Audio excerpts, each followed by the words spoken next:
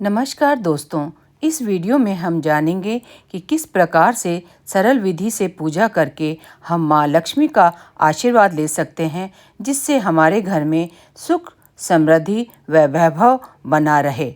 वास्तु के अनुसार लक्ष्मी पूजन के लिए उत्तर या उत्तर पूर्व की दिशा सर्वश्रेष्ठ मानी गई है।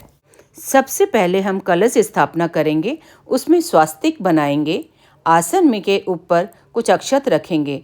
कलश के जल में एक सिक्का, कुछ अक्षत, इलायची, एक सुपारी और एक हल्दी की गांठ डालेंगे। अब 5 या 7 आम के पत्ते लेकर उन्हें रोली से तिलक करके कलश में रखेंगे।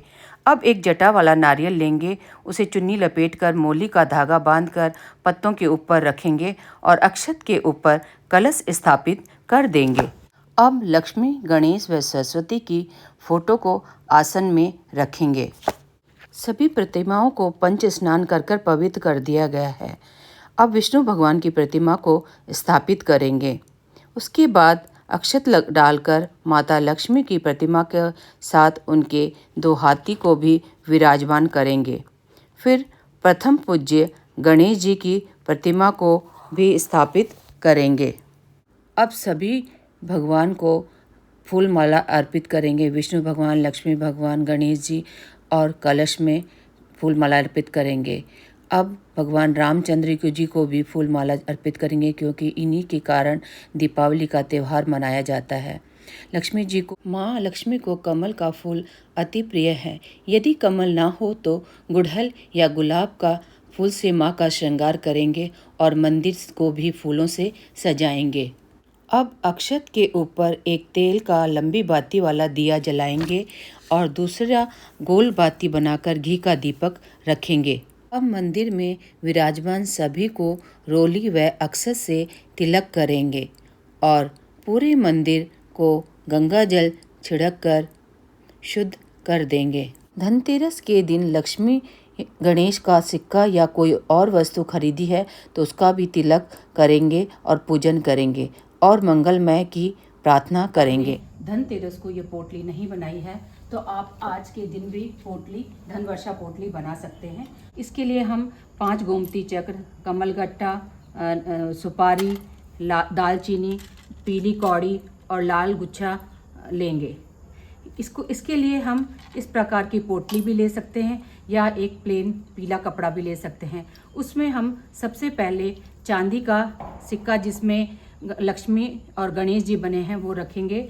2 की संख्या में हम सब चीज़ें लेंगे। 2 कमल गट्ठे लेंगे, 2 गोमती चक्र लेंगे, 2 सुपारी लेंगे, 2 दालचीनी लेंगे, 2 पीली कौड़ी लेंगे, 5 लाल गुच्छा लेंगे। इस तरह से इसको हम पोटली बना लेंगे। इस पोटली को हम लक्ष्मी जी के चरणों में रख देंगे और उनका भी पूजन अभिषेक करेंगे और इसको अगले दिन पूजन के बाद हम तिजोरी में रख देंगे, जिससे हमारे धन की वृद्धि बढ़ेगी। दीप को प्रज्वलित करेंगे। पूजन की पुस्तक को भी हम तिलक करेंगे, जिससे दीपावली का पूजन शुरू करेंगे। दीपावली पूजन कथा की पुस्तक से दीपावली की कहानी कहेंगे। उसके बाद आरती की तैयारी करेंगे और कथा के बाद आरती करेंगे। सबसे पहले गणेश जी की आरती करेंगे, उसके बाद महालक्ष्मी की आरती करेंगे और फिर विष्णु की जय, ओम जय जगदीश की आरती संपन्न करेंगे।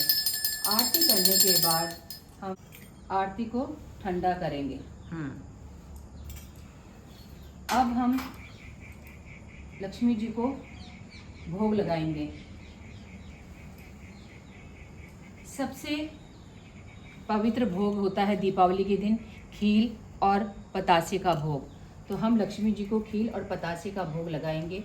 उसके बाद माता लक्ष्मी को फल अर्पित करेंगे। विष्णु भगवान जी को, गणेश भगवान जी को, रामचंद्र जी को,